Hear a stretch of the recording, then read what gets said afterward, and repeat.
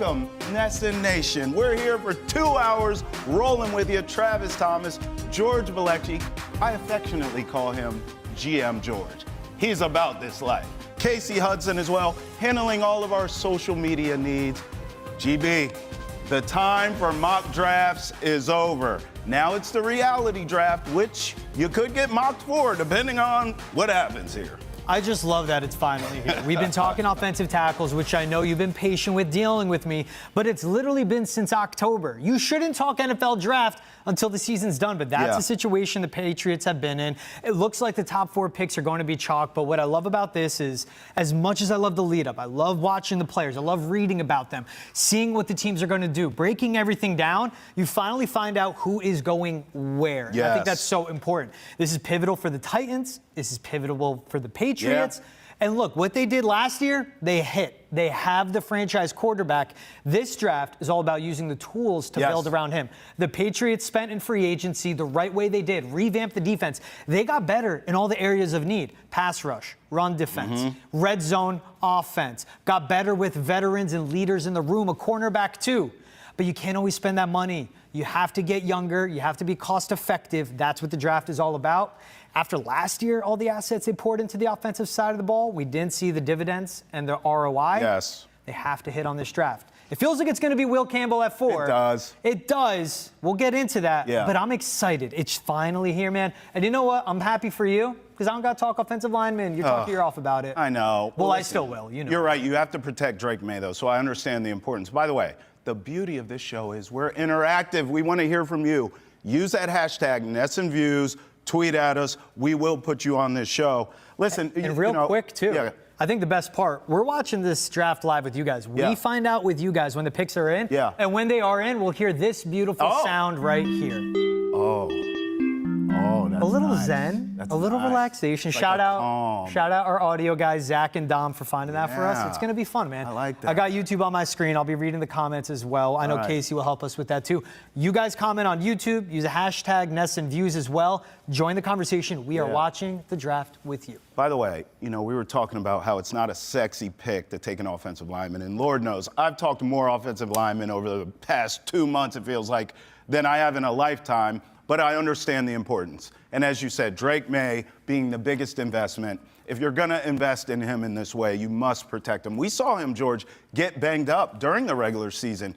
I mean, he was running for his life in a lot of those games. Yeah. So you must protect him. I understand that. My only trepidation here a little bit is Will Campbell feels like a guard. Everyone talks about the arm length and the wingspan. So, look, if you're taking a guy at number 4 overall, I want a Joe Alt-like tackle. I want someone who I know I can plug and play for a decade, and they are a bookend tackle in this league. I don't know if that's Will Campbell. Now, he's not a bust, because if you take him at 4, even though that could be a little rich here, George, if he's a spot starter for you for a year or 2 at tackle, and you move him to guard and he still has a great career, it was worth the pick. But when I think number 4 overall, that's where I'm having a hard time connecting the dots, because I want a guy who can play tackle for me his entire career. And that's fine, but you know what? You just need to hit with this pick. Right. That's what's important. You just need to get a good pick in this one, and that Joe Alt isn't in this draft. Think of last year's draft. Joe Alt at 5, J.C. Latham taken 7th overall, Olu Fashanu at 11. That's right. 3 offensive tackles in the top 11 picks. Olu's going to be on the left side for the Jets. Yeah. Joe Alt's there for the Chargers. They also have Rashawn Slater. It's not that type of draft. But if you get a Will Campbell, you're getting the best offensive lineman and a cornerstone piece for the next 12 years. Sure. All right, I want to hear from the fans. I know you do too. Casey Hudson, welcome. It's draft night. We finally made it. What's going on social media? I am sure Pats fans are breaking the internet right now. Oh, my goodness. Well, I hate to keep pouring on the offensive lineman love, but we got to keep talking about it until the pick comes in. And we're going to actually start with some of the news and conversation that's been circulating. We got ESPN's Patriot reporter Mike Reese talking about the fact that Will Campbell noted in an interview this week that he spent a lot of time talking with the Patriots. How much love do we give tweets like this and conversations? We know that when it comes to the draft, there are 10,000 kinds of conversations, but as George so kindly put it, the chalk is the chalk, right, gentlemen? Yeah. I mean, Mike Reese is so plugged in with the Patriots, and it makes sense. I like that he pointed out, spent a lot of time talking with them. Everything you read about and hear, he absolutely aced his top 30 visit with the Patriots. I'm saying like aced it. Because interviews, it's like when you apply for the job. Do I like this person? Do I want to spend all this time with them? And for the Patriots, do I want this person with me for the next 10 years? Right. And I'm saying he was walking through that buildings and blew everyone out of the water. He's a high character guy. I'll talk about him more. I'm not shocked at all. He had a lot of combos with the Pats. It feels like chalk. Real quick guess.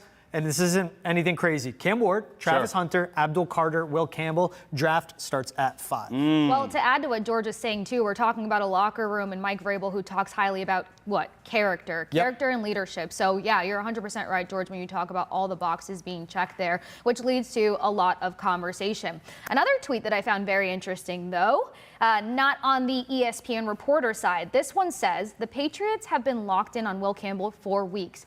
Mike Vrabel is a massive fan of the toughness and leadership, as we just discussed. Be on the lookout for the Patriots to also try to trade back up for Emeka Egbuka or Jaden Higgins. Patriots love both. What do we make of this little hint sprinkled in? This is GM George all over it. I mean, you've been all over, particularly Jaden Higgins, and you have seen this and played this out several times. And how many mocks are you into now? 1,000? Yeah. I mean, this is what you've been talking about the whole time. It's a possibility. It is, and I think that makes sense. I could see them going edge with the second pick that they have, pick 38, of course. But Emeka Egbuka, he hits the ground running. He's a wide receiver too, but he's an NFL contributor right away. I don't think he makes it to 38, so it makes sense to trade in. Sure. Jaden Higgins, I think that's a guy that's gone from a 4th-round pick. Excuse me. That's a guy that's gone from a 0-star recruit to possibly being taken in the 1st round. 6'4", 210, great body control, height, weight, speed, NFL players love. He's a T. Higgins light. He's a bigger, faster, stronger Jacoby Myers. Both guys make sense. You get your offensive lineman on the left side to help tie its pocket together, and then you go out and get a weapon for Drake May to throw to, but they still need an edge player too. It's a deep receiver draft.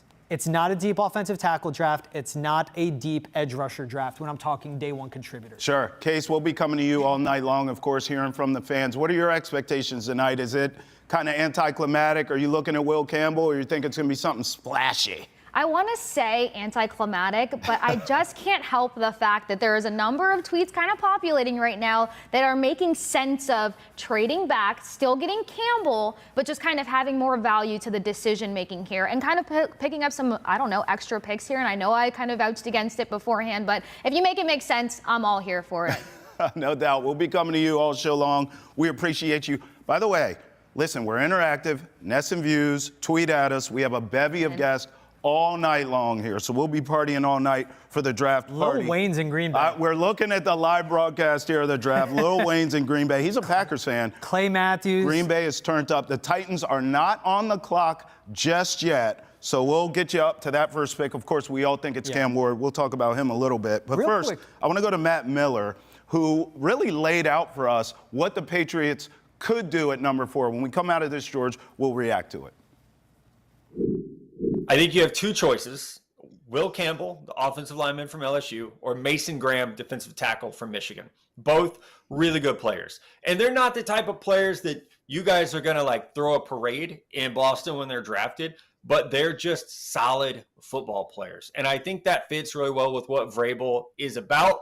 It's what he did in Tennessee. So this is like Jeffrey Simmons or Peter Skoronski. It's those types of draft picks which the Titans had, where it's just, you know what, maybe there's not this super, traits, flashy, productive guy on the board, but there's just a really good football player. I can remember when I got started in this business and I'm trying to learn as much as I can about scouting. I had a general manager at the time tell me, sometimes with that 1st-round pick, you just need someone who's going to be good for 10 years. Maybe they're not going to be a Hall of Famer. Maybe they're not going to be an All-Pro, but you need someone where you can look back and say, hey, our first draft pick here, he's still on the team. He's still a starter. Mason Graham would be that. Will Campbell would be that. And they happen to come at positions of value and positions of need. There you go. I mean, he pretty much covered it all there. Listen, it just feels inevitable to me. We'll see what happens. Titans are on the clock officially, so we'll see. But it feels inevitable, like it's Will Campbell. Yes, and I like he brings up the Mason Graham aspect to it, too. They need an interior pass rusher. They signed Milton Williams. Christian Barmore, I expect him to be back for this season. I don't think the Patriots would post him on social media if that wasn't the case. But that's exactly that, where it's a level set that Matt Miller set us up with, which I love. There's 2 blue-chip prospects, Travis Hunter, Abdul Carter. After that, and at this pick at number 4, there's not going to be an appetite for teams to trade up to 4. There's not going to be much for the Patriots to trade back. You stick and pick Will Campbell. You get a guy that can play left tackle, will likely be a long-term all-pro guard, and he'll be there for the next 12 years. That's what you want with first-round picks. Mm-hmm. You want to go premium positions, offensive line, edge rusher, wide receiver, quarterback, cornerback, right? Mm-hmm. And you want guys that will make it to their second contract, maybe third, to be with the team long-term. Will Campbell, like Drake May, those are building block, foundational pieces for this team. I think that's a great point. Here's another one. All these names we're bringing up, Mason Graham, we've talked about. Will Campbell, we're talking about. We should bring up, if Abdul Carter somehow, some way, slips to the Patriots at 4, that's another guy. It's not going to happen. Hey. It's not. Crazier things have happened. All right. This is the NFL draft. If Laramie Tunsil was a Snapchat, right? Yes. If Abdul Carter FaceTimes John Mara driving his prized possession car and then just gets out of it and lets it roll into the ocean, I would still draft him. He's not falling to 4. What is this? He could literally be smoking with John Mara's kids, the whole family, including John Mara, in his living room. I'm still drafting him at 3. Man, this is one hell of a scenario.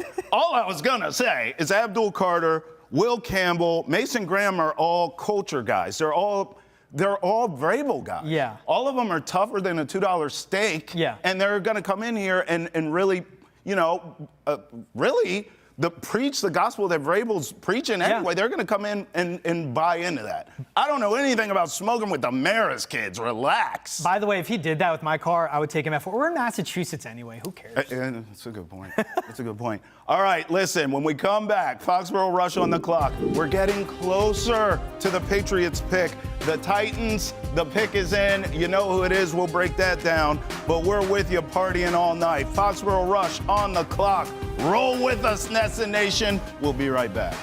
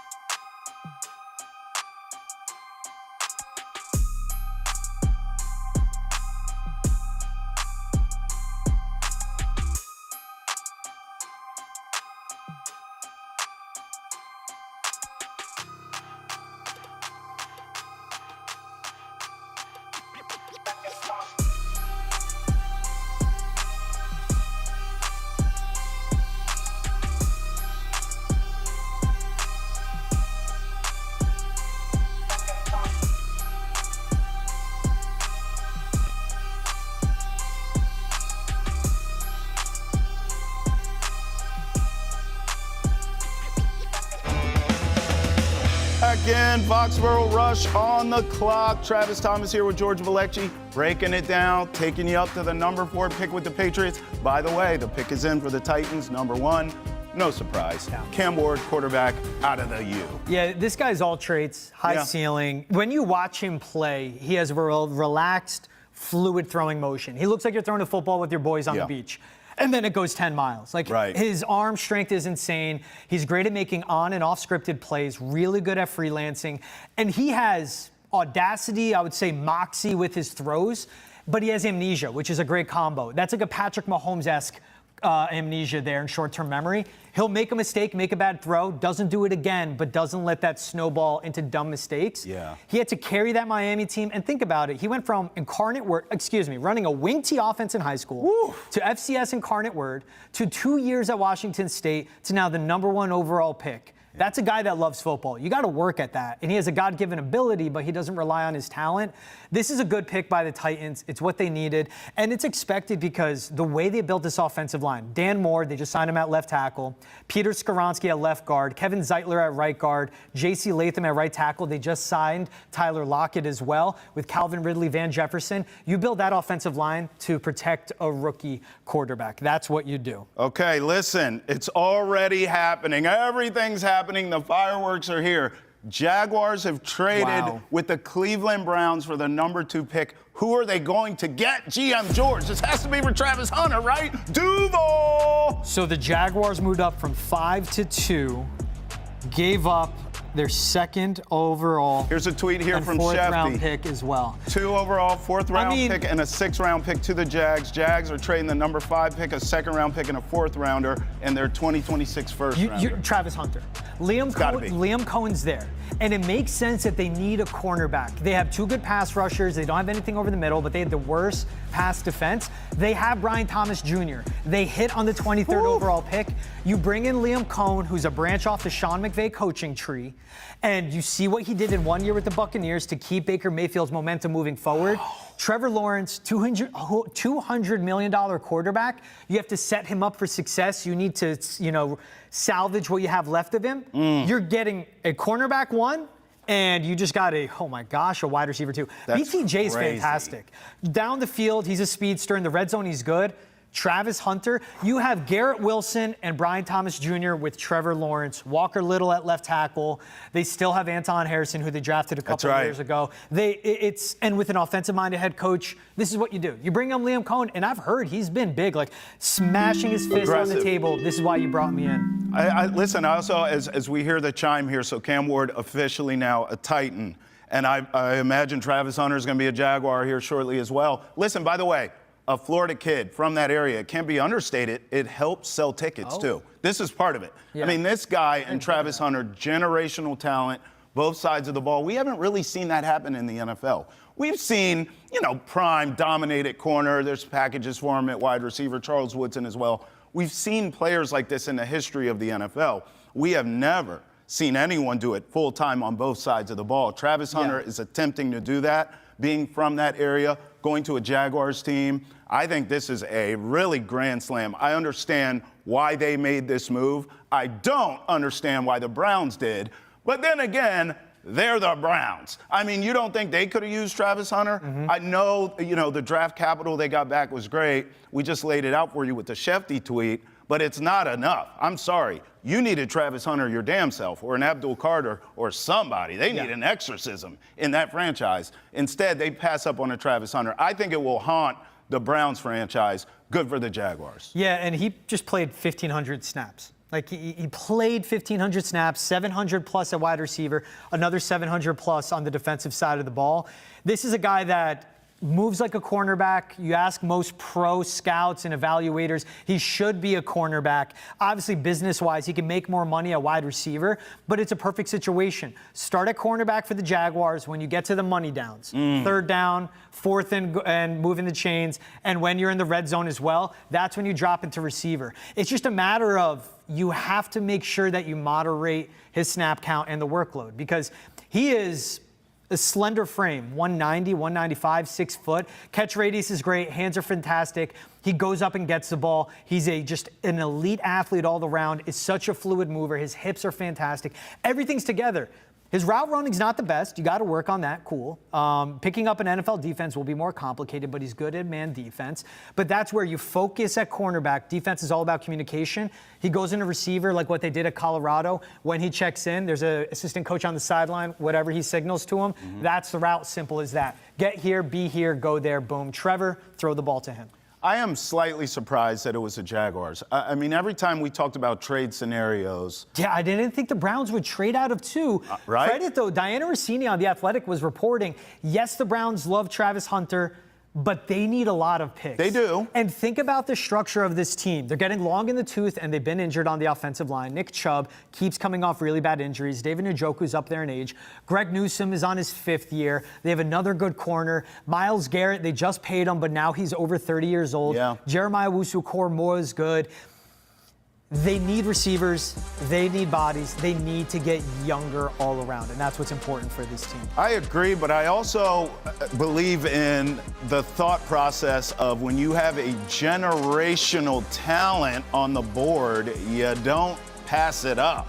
And that's where I'm at. I cannot imagine, if I'm a Browns fan, I'm already miserable because my franchise stinks. And now you're telling me that we passed up on this kid and I have to watch him in the AFC terrorize myself and all these other teams for years to come.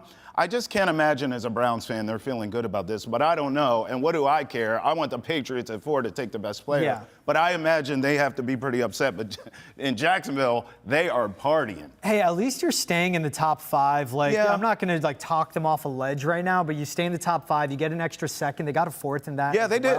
So and next year's first. And next year's first? Yeah. Yeah, this is a good draft. There it is. Jaguars, Travis Hunter. Look at that suit, man. Automatic, Pink, all black pink. underneath. Yeah, I mean, this dude, bro, he's a baller, bro. This is his aura. This is his swag. He loves football, and I think what's cool about him, being in that Colorado culture, he was the #1 overall prospect. Just let's think about that coming out of high school. The #1 overall recruit and all prospect. the hype. This 2022 class, it's cool to see the guys that were coming out of high school, what they're doing now.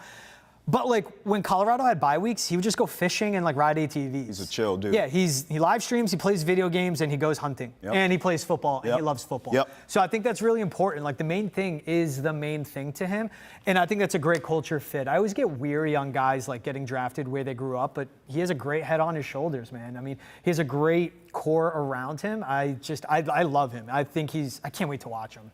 All right, listen, George and I nearly went cross-eyed when this trade came through. I have to imagine that Casey Hudson's saying that social media is going insane with this trade as well between the Jaguars and the Browns. We'll check in with her. Remember, hashtag NESN Views. We want to hear from you. So now the Giants are on the clock. Assuming, George, that they don't trade out of this and make this even crazier and they stick and pick, are we thinking Abdul Carter here? Are we thinking a quarterback here? There's been rumors all week. They really love Jackson Dart. We know Shedeur Sanders obviously still on the board and has the hype behind his name. Yeah. Do you believe that the Giants take an Abdul Carter? Yeah, and it makes sense, too. They just paid Brian Burns. They have Dexter Lawrence. Yes, they have Kayvon Thibodeau. He hasn't lived up to his top 5 drafted billing. You get Abdul Carter, edge rusher, cost control contract. Yes. Malik Neighbors, wide receiver, cost control contract. You have them under team control together for the next 4 years. And you could let Thibodeau walk. You could trade him at the deadline. You get assets. It just makes sense. If you're sticking and picking at 3, take the best player available. The only way it makes sense, but now the Jaguars traded up and they got Travis Hunter. Yeah. If someone wants to trade up for Ginty, but you take Abdul Carter. You take Abdul Carter, which really just crushes my soul because I would love nothing more for the Giants to do something stupid fantastic. like they've been doing for years. Letting Saquon walk, dumb. Paying Daniel Jones, dumber. I mean, it would be great if they take a Jackson Dart here and then Abdul Carter can come to the Patriots. We'll see if it happens. We'll roll with you all the way. Fireworks already in this draft, and we're just getting started right here on Foxboro Rush on the clock as well. Travis Hunter, Duval, a Jaguar. What will the Pats do it for? Giants are on the clock. We'll be back.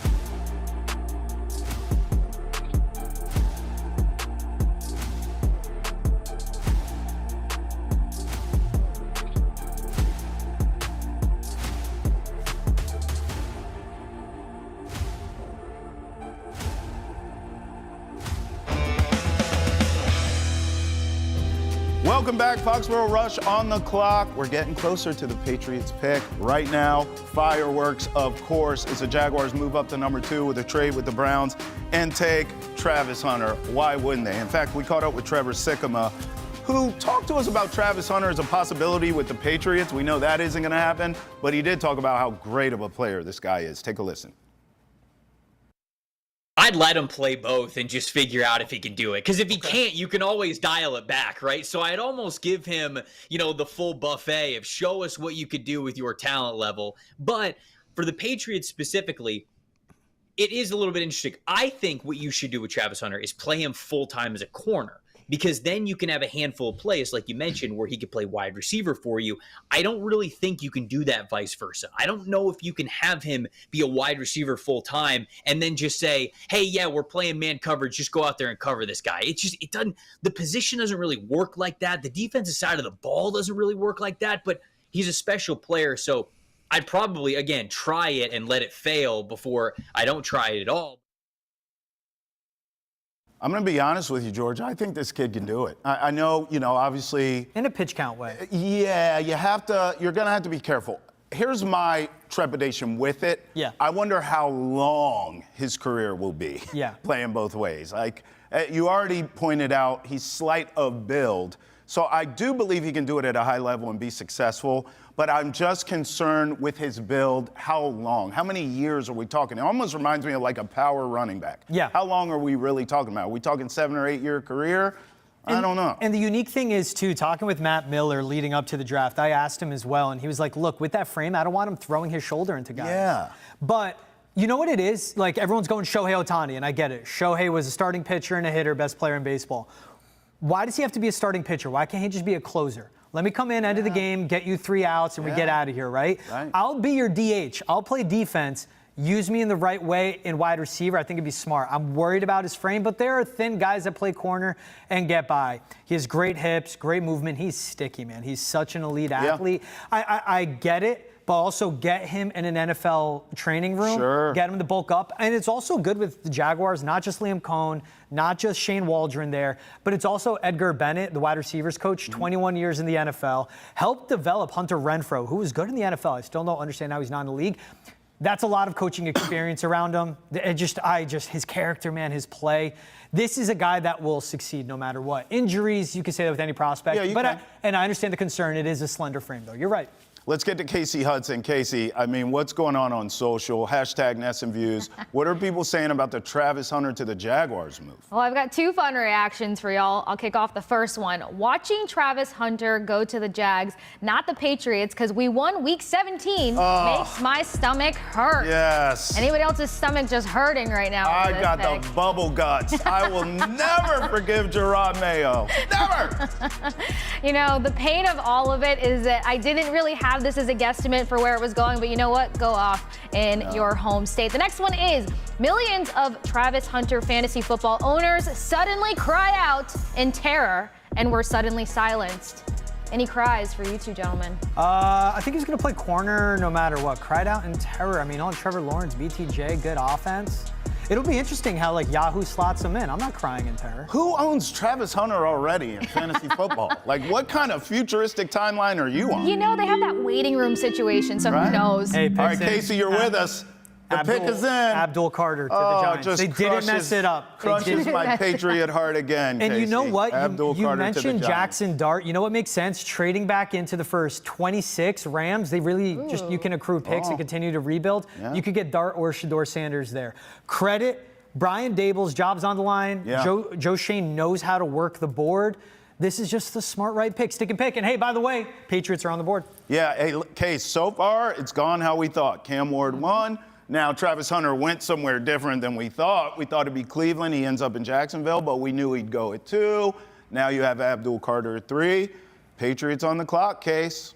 I'm excited. I mean, if anyone hasn't seen socials yet, I made sure to get the guys' pick. They can't back out of it. Accountability is locked in on Twitter and Instagram over at NESN. Make sure you guys continue to send over your hashtag NESN views, because even when the pick is in at 4, we still have a lot to discuss. Absolutely. All right, we'll come back to you, Case. What's on your mind? I see you working over there. It's like, let's get ready. It's going to be Will Campbell. And you guys aren't going to love this, but I think it's going to be okay. I'm not saying the pick's in, right? But this is what I'm expecting, right? I am too. And what you get with Will Campbell is a guy that walked into LSU at the age of 18 and won the starting left tackle spot.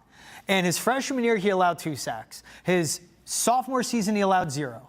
His junior season, he allowed 2 in the SEC, facing Texas A&M, South Carolina, Alabama, Texas now, Georgia. We're going to see all these guys taking on the defensive line.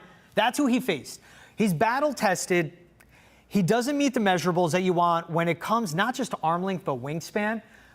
But because of his athleticism, he can get it done at left tackle for his season. How the Chiefs at the end of the season said, Joe Tooney, you're playing left tackle, we need to do that. That's what it'll be for this year. Break glass in case of emergency. Then you get your offensive line situated, and they move him inside to left guard. No matter what, look, you don't have to love this pick. It doesn't have to be great. It's okay with fine. And it's safe. He's now the best prospect, not named Ashton Ginty. And Ginty wouldn't make sense. Same thing, Mason Graham wouldn't make sense. And even Jalen Walker, all right, he's a tweener of an edge rusher. Wouldn't make sense. So if it is Abdul Carter, I expect it to be Abdul Carter. If it's, if it's Will Campbell. Will Campbell. I expect it to be Will Campbell. I will be shocked if it's not. I'll have more on it, but it's the right pick. Okay, let me throw a couple curveballs here, because all the accolades you gave Will Campbell playing in the SEC, so did Armand Membu. Yeah, at Missouri. Kelvin Banks. Yep. I mean, there's other tackles here, measurables-wise, arm length, the things you want to check every box of a tackle. These guys do in Membu and Banks. Yeah.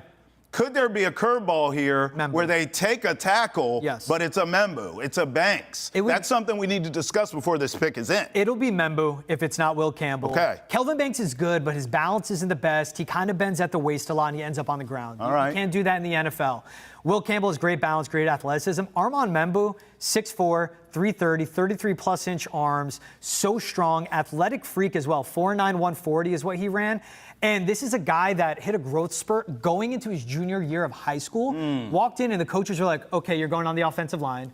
Got to Missouri, and they were like, oh, we're going to put you at right tackle. And he got there because their left tackle couldn't make the move. Really natural athlete all around. All right, picks in. All right, here we go. It is Will Campbell. Yes. Number 4 overall, as we expected. Will Campbell going to the Patriots. This is the right pick. 6'5", 315, freak athlete, 3-year starter since he stepped in as an 18-year-old at LSU, wore the number 7. And look, he's good. He's good. He is good. And you have to love that as a Patriots fan. Everything you were hearing coming out of that building, he basically aced the test. When it came to the top 30 visit with the Patriots, checking all the character boxes as a leader as well, on top of all his play, elite athlete. And basically this is it, Trav. When you hear offensive line coaches talk about technique, fundamentals, how they explain it, that's how he plays. Flat back, good posture, wide base, athleticism, smart hands, really good at recovering, keeps his center of gravity, mirrors edge rushers. You don't have to coach him, essentially. So he will likely be the left tackle unless they go with a tackle later in the draft. We could talk about that. But look, this is your 12-year starter on your offensive line. For your right-handed quarterback, he will play on the left side. Drake May last year, Will Campbell this year. Look, last year was you got your steak. That's Drake May. Will Campbell is the sides, the greens, whatever you like, the asparagus. Down the road, you'll get your dessert. Will Campbell is 1,000% the right pick. The Patriots sticked, they picked, they got better on the offensive line, and now right to left, it's Morgan Moses, vet, Mike Onwenu, vet, Garrett Bradbury, vet at center. Then it'll be Will Campbell or Layden Robinson, and then Will Campbell at left tackle. This offensive line got better. The team has gotten better just with their first pick. It couldn't get any worse. I'm so happy to see Will Campbell, and I like the way you worded it, an offensive lineman for 10 to 12 years, because we do believe eventually he'll move to guard, but that's okay. Listen, I know when you take someone at 4, and we talked about this in the first segment, look, you want someone who's a bookend tackle for X amount of years. He may not be that guy. Yeah. However, you're taking him at 4 here. He is going to be an elite guard if you move him inside eventually. If he has to be a spot starter for a year or two, to your point, that's okay too. He's going to be just fine. And I brought this up earlier. I still think culture-wise, as you're trying to establish a culture and build a culture, this is the kind of guy you need. He's an absolute dog. He's a leader. His teammates love him. Yeah. He's played on the highest level, the biggest stages. I think he's going to be just fine, George. Dude, the culture was rock bottom in this one. That's like right. it was absolutely like bottom of the barrel. Yeah. Like and this is a guy that will walk in. Yes. And he will be that alpha. He's a Vrabel guy. Yes, exactly. And like to say Mike Vrabel is in love with Will Campbell is putting it lightly. Yes. Swooned, smitten, head over shoulders, in love, like just this is everything, man. Yes. And this is a guy that's going to be a future face of the franchise, along with the Drake May, again, for the next 12 years. Like, he's going to take them into the next decade plus. It's not the sexiest pick. You don't have to love it. Just like it. It's fine. And I understand the shorter arms, and that definitely is an issue. His wingspan is what gets me, 77 and 3/8 inch. So we could talk about tackles with short arms. Tristan Wirfs, 80-plus inch wingspan. Because when you're an offensive lineman, you want to get your hands on the guy first. It's like boxing. Yes. But if you can't get your hands on them first, you at least want to be wide. So it's hard for them to get around you. That's why wingspan matters. He doesn't have the wingspan of an offensive tackle. Like, it just doesn't pan out. Joe Tooney, sub-80-inch wingspan. Peter Skoronski, sub-80. Gray Zabel, sub-80. Left tackles or offensive tackles that got moved inside. Same thing will be with Will Campbell. But, man, this guy, he's an absolute stud. Elite athlete, great balance, agile lateral movements, patient with counter moves, great recovery to stay on pass rushers, quick processor. How bad was this offensive line against stunts, blitzes? Remember the Jets game? What was that, week 4? They couldn't diagnose a simple stunt. He can do that. So amazing leader, 2 sacks, 18 pressures allowed, and almost 600 pass blocks this past season. It's interesting, leading up to this pick, we were talking about a scenario of if they didn't go Will Campbell and they went a different offensive lineman, Armand Membou came to mind. Why do you think ultimately they did decide the Will Campbell? Was it maybe the culture aspect of this that we keep talking about? Yeah. That's the guy mentally you want to bring in. Was it more experience? I know you had said Membou is more of a raw prospect and needed to be coached up and a little more refined and polished. Yeah. Maybe Will Campbell further along in that process. Yeah. Why do you think they went Campbell over Membou here at 4? Best offensive lineman. Okay. Best offensive lineman. Membou's the best tackle, and he also played right tackle. We never saw him play left tackle in college either. So I think that's the big thing with Armand Membou. So he's great. He's polished. Well, he's a little untapped with his potential. But I would have liked Membou. I think he has the athleticism to move to the left side. Yeah. But I think it's a character thing. And Mike Vrabel said it earlier this week, leading up to the draft. Hey, whoever we take in the first round, there's going to be a lot of pressure. You need someone to be able to handle that. How is he performing every week? He understands what it is like playing in this market. Will Campbell can handle that pressure. Welcome in to us here on Foxboro Rush on the clock. If you were watching the Blue Sox game, welcome. I know there were fireworks at that game. There are fireworks in this NFL draft, too. The Patriots select Will Campbell, offensive tackle, LSU, number 4 overall. No drama from the Patriots side. We did see it earlier in the draft. Major trade between the Jaguars and the Browns at number 2. So the Jags actually end up with Travis Hunter. But so far, it's gone as scripted. Cam Ward 1, Hunter 2 to the Jags, Abdul Carter to the Giants at 3. And voila, boom, your Patriots take Will Campbell. And look, it's not the sexiest pick you've ever seen. No. It is an offensive lineman. But we all watched the games last season. My goodness gracious. Can we get Drake May some protection? We got him some help in the offseason in terms of weapons. Yeah. And look, a really good defense. They upgraded the defense. We know Vrabel's going to have that side of the ball put together. But they needed offensive line bad. Didn't really address it. Big picture, big splashy moves in terms of free agency. I know Morgan Moses, but that's not exactly setting the world on fire. Here you bring in Will Campbell. The offensive line is upgraded. We'll see what happens the rest of this draft. They can continue to address it. I certainly hope they do. But Will Campbell was the best player here available for this position. Mike Vrabel is running this roster. Like, let's get that straight. And he's building this team in his vision. And building the team in his vision is winning up front, just being absolute dogs every snap, and being really smart. So Mason Graham, number 5 overall, going to the in. Cleveland Browns. That's the next pick. Here's Will Campbell. Peep the suit. So guys, welcome in. We're welcoming everyone from the Woo Sox game, watching the draft with you. Make sure to tweet at us using the hashtag NESNViews. We'll bring you guys into the conversation. We're also live streaming on YouTube if you want to throw a comment in that chat. Will Campbell to pick number 4 overall for the Patriots. It just makes sense because Will Campbell will then be an extension of Mike Vrabel in the offensive line room, in the offensive meeting room, and in that locker room. That's Mike Vrabel walking the halls of One Patriot Place. And speaking of Trevor Sikkema, we had him on earlier, the guy from PFF, our guy, buddy of the program. Here's what he had to say about Will Campbell and what he thinks of him at the NFL level.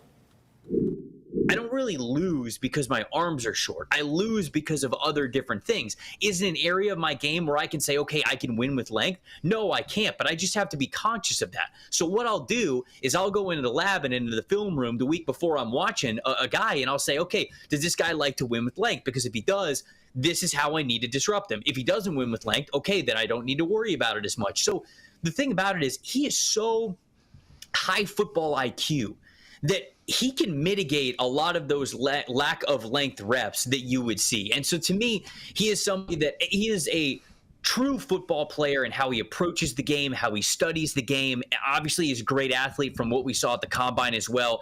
I think he could play tackle in the NFL, and I think if he's not going to play tackle, he'd be an all-pro caliber type of guard for you. I've even talked about him potentially playing center and being an all-pro center if that's something that he is comfortable with. So I really think the world of Will Campbell, and whether or not you draft him at 4 simply comes down to, well, if he's a guard, do you think it's worth it for you at number 4? If you're just trying to draft the best offensive lineman, he's my top offensive lineman in this class. Yeah, it seemed like that was the consensus. Everyone felt like Will Campbell was the guy. Patriots get him. Thank the Lord for that. We're actually watching the live broadcast in here, as George mentioned, and they showed the Patriots draft room. They're all high-fiving. I mean, they got their guy, George. Mike Vrabel, John Stryker in there, Robert Kraft got up. This is the new regime, and this is doing the smart thing. This is the pick that needed to be made. They did it last year. They could have traded back and got a huge return at 3. Did the right thing by taking Drake May. And remember going in, I was worried about Drake May's processing, and I said don't play him because of the offensive line. It wasn't because of Drake May. Now I have more confidence, man. And I just think it's you take that anxiety off of it. Let's check back in with Casey Hudson. Case, what's going on Twitter, on X, whatever we want to call it. Whatever we're calling it. Hashtag NESNViews. What are the people saying about Will Campbell? What I basically heard is as long as he's a dog, he's a dog. But what Patriots fans are saying is Will Campbell feels like a guard, but he'll probably be a good ball player. So resounding all around. He's going to be a great guard, like great.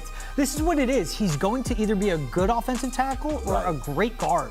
And I think that's why they took him as well, on top of all the character boxes that he checks. Like, he's a tremendous player, and you heard Trevor Sikkema explain it there as well, like what he sees with him, what he believes in him. He can play left tackle, and what he was alluding to was how Joe Thomas, Hall of Fame left tackle, one of the greatest to ever play the position, he had shorter arms. And he was like, hey, that's how I always was. I understand it. It's nothing new to me. That's what he was relating it to. What else you got for us, Case? I'm glad you changed it to great. It adds to the hope. We got someone else here that says, I don't give a crap about arm sizes. Take a left tackle and don't worry about it for the next 10 to 15 years. Wow. He's a left tackle for a year, and then he'll be on the left side of the offensive line for the next 15 years. By the way, we don't know that. Like, there is a world in which this guy is an absolute maniac at tackle, and he's just that guy. I know all of us are putting him at guard, and I get it. He's probably a better natural fit in terms of measurements. But again, if you put him in, he's going to have the opportunity at tackle, okay? If he gets in there and he plays well, if it ain't broke, don't fix it. So my question to y'all is acclimation period. Like, what's the guesstimate here in terms of if that comes to terms here? Left tackle? Yeah. Yeah, listen, I'll be honest. With watching this team last season, I wouldn't be shocked if he plays up and down this damn line all season. If it's anything like last season, we've seen versatility. You need that with this offensive line because it was that putrid. Yeah. If it's that bad again, we all think it's going to be improved. But if it's that bad again, he's going to play guard and tackle any damn ways. What difference does it make? I think he's day one playing on the left side. And I get it where it's like, all right, we're putting him in the box. It's a wingspan, it's arm length. There were 6 starting tackles with sub 33-inch arms that started the NFL last season. but they had 80+ inch wingspans. Like that, those numbers matter. They matter. And he's not 79.5 inch wingspan. He's 77 and 3/8 inch wingspan. So that's the thing. Like, I think he would have the shortest wingspan since like 98 of like a starting left tackle in the NFL. So I get it. And the tape doesn't lie. He tested so well, athletic freak at the combine, but like that matters to a point. Like he would have to be not even just like one of one. He would just have to be transcendent talent to work out at left tackle. All right, so kind of two different responses there. Let me ask you this. How does this affect Drake May? Time is on their side, basically, Yes. but if they're moving him around a little bit, you've got a sophomore quarterback that's got to get things going sooner rather than later. He's fine. Well, he's fine. It doesn't affect him. It affects him in a good way. They got a sure thing on the left side. I just don't want him to stop at Will Campbell. Okay, Gotcha. the rest of this draft, Keep I it would like going. to see the offensive line be addressed, amongst other things. But certainly the offensive line needs to be the priority. Case, people can get at you using that hashtag NESN Views, correct? Absolutely. Okay. Keep them coming in, Patriots fans. All right, we'll be checking in with her and you all night. The show's interactive, so let's do it. And check in. Also comment on the YouTube page too. All right, you got it. Foxboro Rush on the clock. We will be right back. We continue to break down this Will Campbell pick. By the way, we have guests galore all show long. We have Wilson Alexander of NOLA.com. He knows Will Campbell well. We will ask him the hard-hitting questions right here on Foxboro Rush on the clock. Roll with us.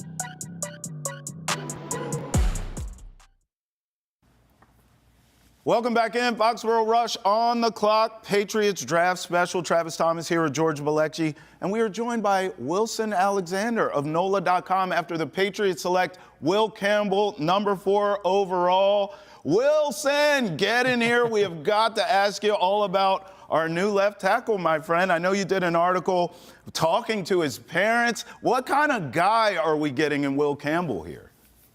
You're getting somebody who has started at left tackle for 3 straight years at LSU and has handled that really well and everything that comes with it. I mean, that's not an easy thing to be here in South Louisiana, a star at LSU, somebody who also grew up in the state, in the northern part of the state there in Monroe. And yet he came in with really high expectations and met them and possibly even exceeded them.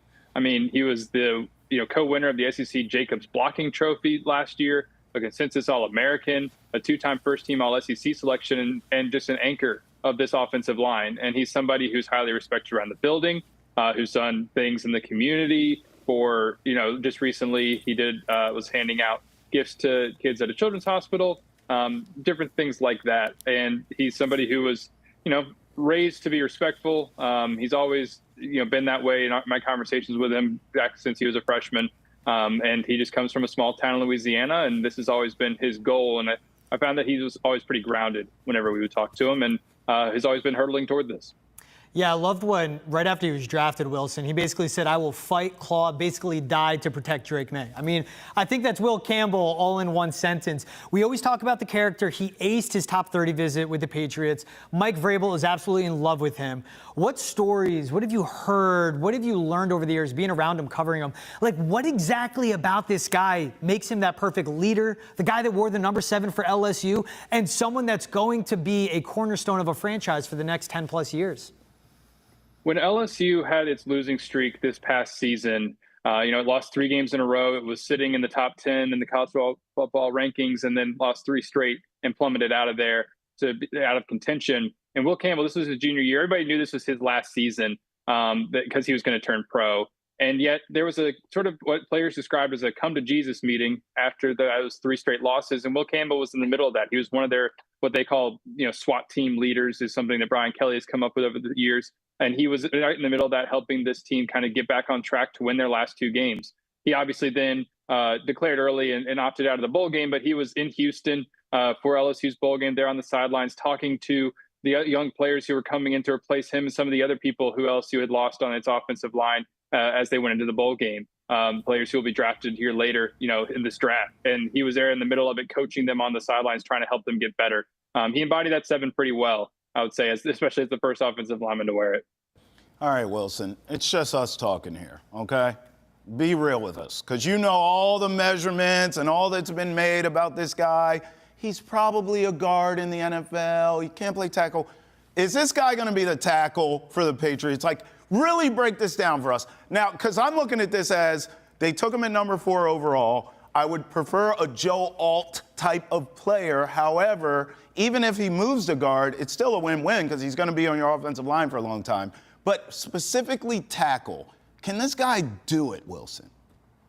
I'll say this. He had the same arm length concerns coming into LSU, as though it's not as much of a big deal at the college level as it is at the pro level, and it was never a problem. Okay. I mean, I know that would make him an outlier, but he went up against a lot of really talented edge rushers playing at LSU. Kyle Kennard, they had some battles. Jared Verse, they went up against each other in the first game of the season last year, in 2023. And, Will got, battled with them just fine. There was some sacks here and there, but it was such a few number over the course of his career that it was never a problem. I mean, he was the anchor of that offensive line.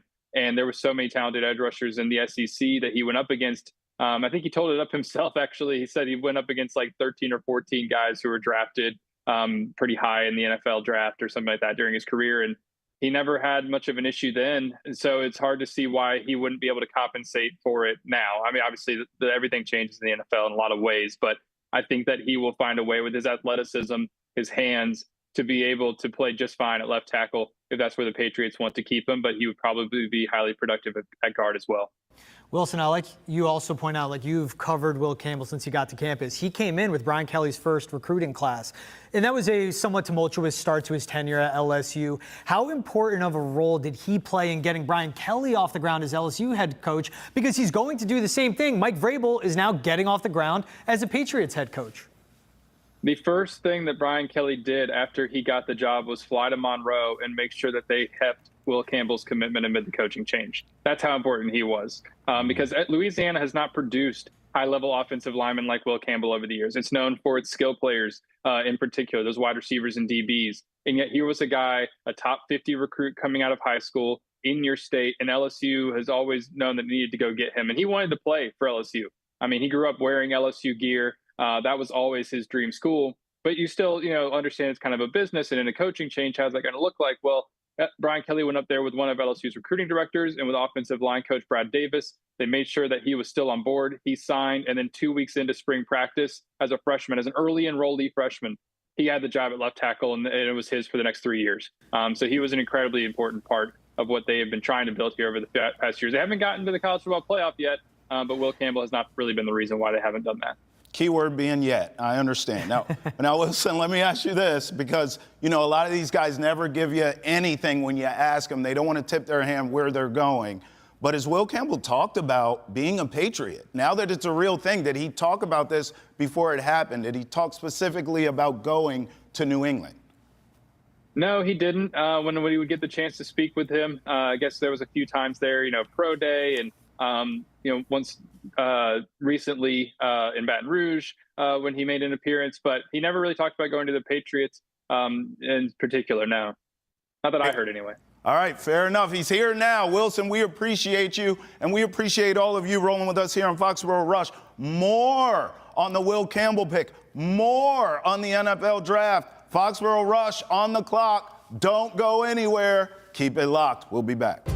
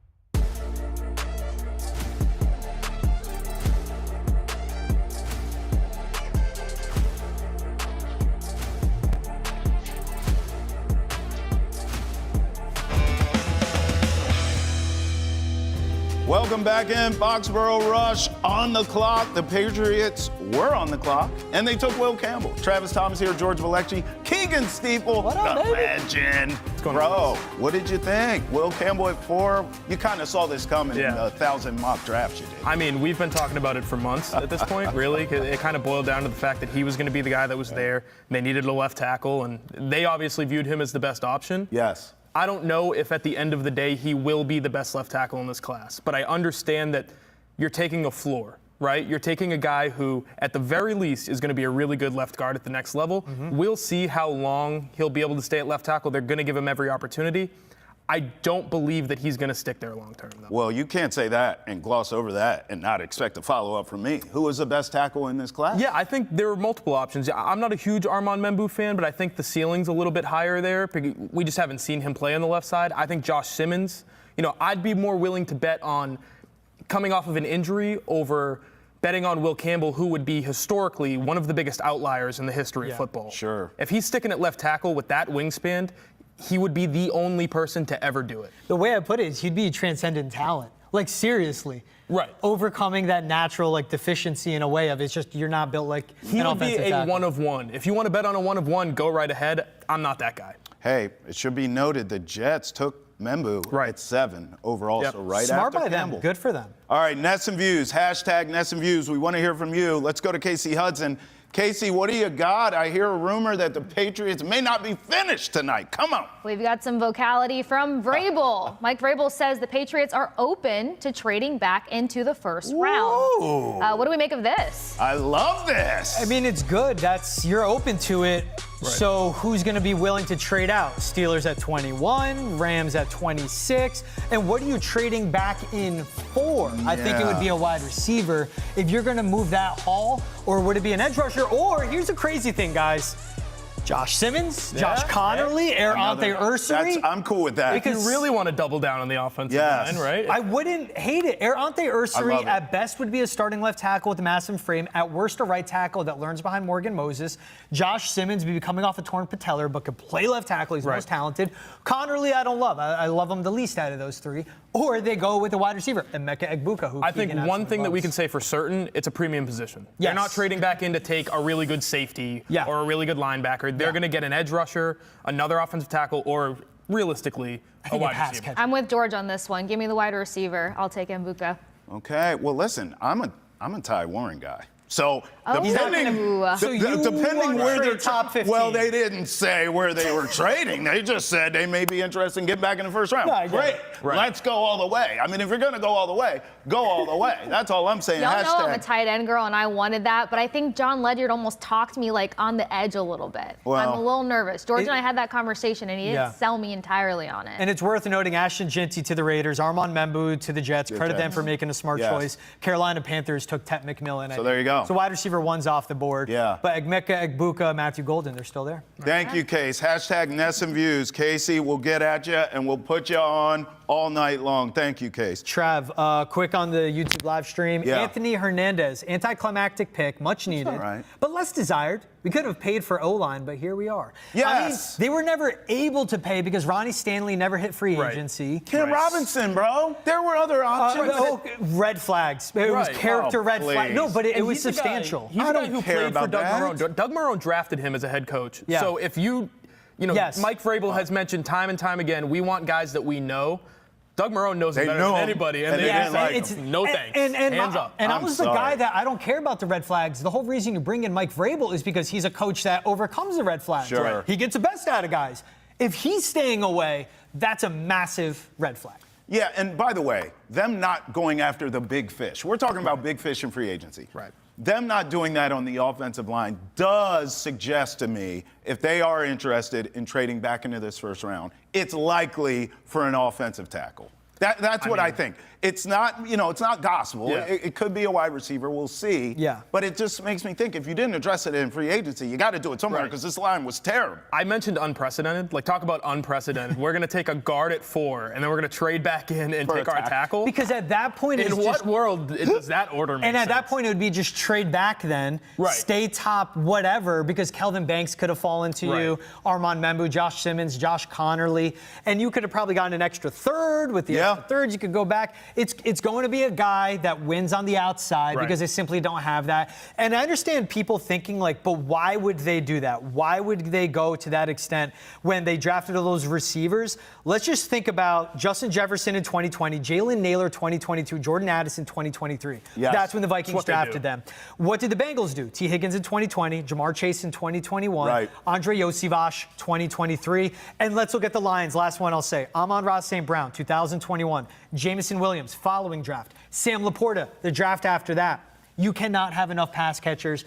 And with this track record of taking receivers and what we've seen from Jalen Polk and Javon Baker, you got to swing on guys that win on the outside. Matthew Golden, Emeka Egbuka, Jaden Higgins. If you trade back in, those are the three guys. And we've heard reports, just real quick, earlier today, Jaden Higgins is their guy at 38. If they have a feeling he's not going to quite fall to 38, but he's there in the mid-20s, that's the guy I think they move back up in. Which makes a lot of sense. Big body, red zone guy. Plays on the outside. Yeah, and you need that on this team at this point. You got a ton of slot guys. You need a big body guy that can go up and get it. And that's a guy that just will win. Yes. At the catch point, and that's Physical. a way in value too. They have 2 third-round picks. With one of those thirds and a second, instead of missing out on Jaden Higgins and say settling for Jack Besh, you go into the first and you get your guy. So no matter what, that second-round pick would have been a receiver. Yeah. That other third-round pick is charity at this point. You got it in that Matthew Judon trade. That's how they acquired it.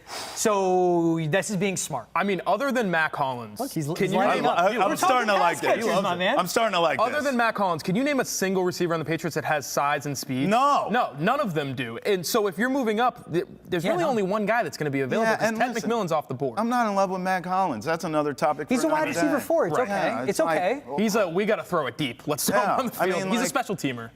It wouldn't be your boy Luther Burden, by the way. Well, he's smaller. He's saying Too a big unpolished. guy. Yes. Emeka Egbuka is smaller on the slot side. Right. An And he's more of outside a- receiver. He's not an outside receiver, right? Yeah. Emeka Egbuka is going to play in the slot if you want him to be successful. Oh, who's in now? Who do we have now? Saints? Kelvin Banks? Yep. I like the Banks. So Membu and Banks, both in the top 10 here, right after Campbell. Man, they were all graded. The run on tackles. Whew, That's Campbell better work out. If you think because about now it- you put a little pressure. Right. Because Membu and Banks go right after him practically. If they have better careers, you're like, oh, what were we doing? Those guys were on the board.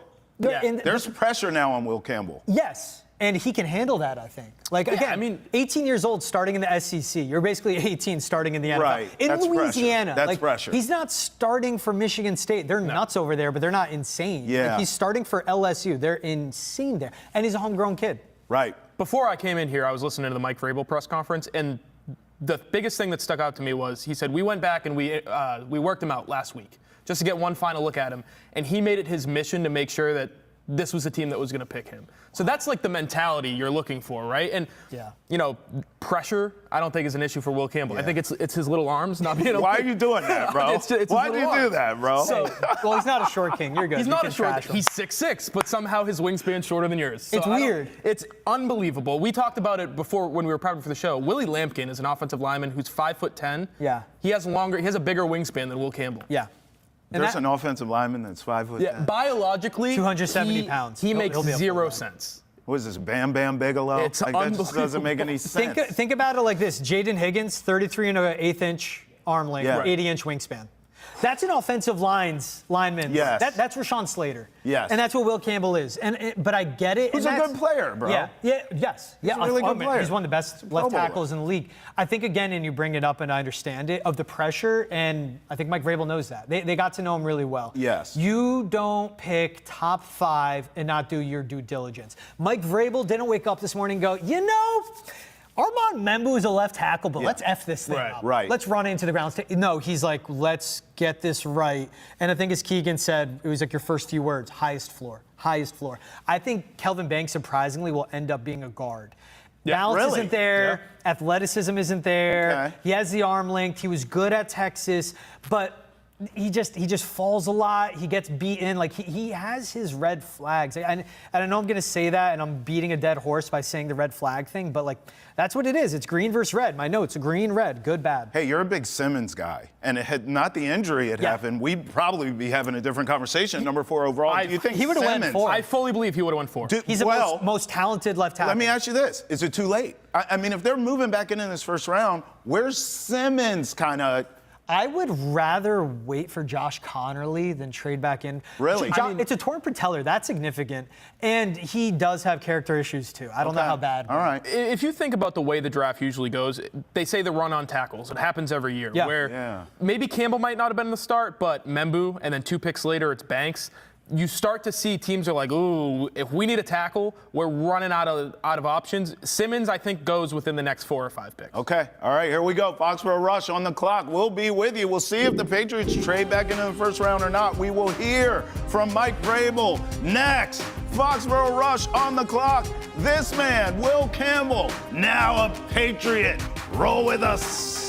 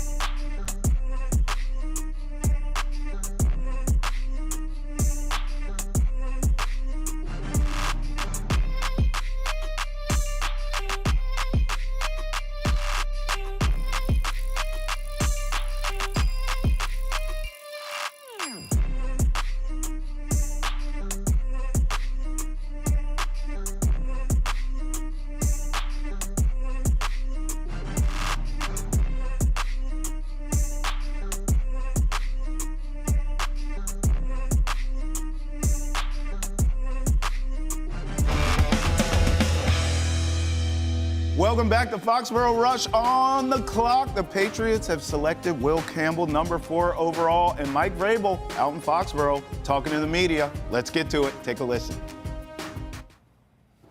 You know, this was a very, very easy pick for us.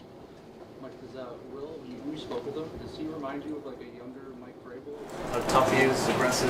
No, I mean we stay out of the comparisons in that business. You know, this is a young player who cares deeply about the team. You know, is a leader in that room, and but to compare him to me or anybody else, no. I mean, but we love his football character, his play demeanor, his play style, how coachable he is, and you know, a 21-year-old you know, player that's started 38 of 40 games in the SEC is something that you know, is impressive. Mike, when and how did Will cement himself as the pick for you guys in this process? Well, I mean, I think probably last week when Elliot and I and Ryan and a few others went down and spent time with him and worked him out, you know, and then went and worked out a few more players the same day, and we made a circuit, and I think when we came back and we slept on it and had, you know, the conversations about where it would be if he was on the board, and you know, I think probably then. Mike, is he a left tackle? Yeah, I mean, that's where he started, and he's a left tackle, and you know, that's what he's played, that's what he's, you know, done, and so he'll come in here and he'll compete to be the left tackle, just like everybody else is going to compete for their spots. That's what we're trying to create here. It is something that there's competition at every position, and that our players believe that the best players are going to play. You said throughout this process that arm length wasn't a problem for you guys in terms of overall evaluation. When you met with Will, how comfortable have you been with that over the course of a year and kind of getting to know him and kind of understanding who he is as a player? You know, everybody has a play style, everybody has a skill set, and it's what you do within that skill set and the tricks that you learn in this business and how you play and how you do your job, right? And so I think he's learned a lot of those, you know, to play on the left side and to pass protect, and you know, for a taller player, he sinks his hips in a run game and is able to stay attached in the pass game and widen the pocket and create the width of the pocket and get out on the perimeter. So, you know, it's a total package, right? And if you drop back and you throw the ball 40 times in this league, it's tough sledding for anybody, right? Let me just tell you that. Like, if it turns into a drop back passing game in the National Football League, you know, it's going to be an issue for anybody. And when you talk about play style, it's, you know, how is he going to be able to, you know, create that and be able to, you know, for offensive linemen, it's so much about a reaction of resetting your hand, chopping the arm down, all these tricks of the trade that they use, and they have to be able to make great decisions and split-second decisions. So, you know, his body of work is out there on the left side against a lot of really good rushers. They're all going to get beat. Okay, so we can watch every time that a left tackle gets beat.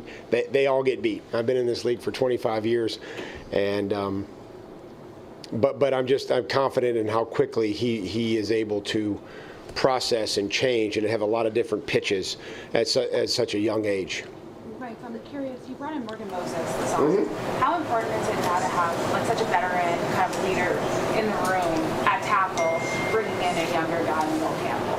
Well, the more leadership that we can have, the better. And I've appreciated Morgan since the time that I've known him personally. There's a lot of people around here in our building that had a high affinity for him, you know, going through the free agency process.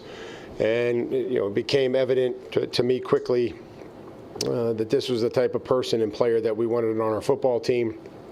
And he is going to help not only Will, but everybody else in that room and anybody else that will add through the course of 3 days. So I love everything that Morgan is about as a person, you know, as a father, and he communicates with me. You know, he's raising 3 boys. three young boys, and that's probably his most important job right now, and I would agree with that. Do you talk to him at all during that process, though, like, about like tackle and just what to look for specifically in terms of like getting on the tackle or anything like that? No, I mean, I have a pretty good idea. I think Elliot has a pretty good idea. I think Ryan and everybody else in our personnel department has a pretty good idea on what to look for when you're talking about offensive linemen. And but we value, again, we value all our players' opinions on things, and they all have them. Some are better than others.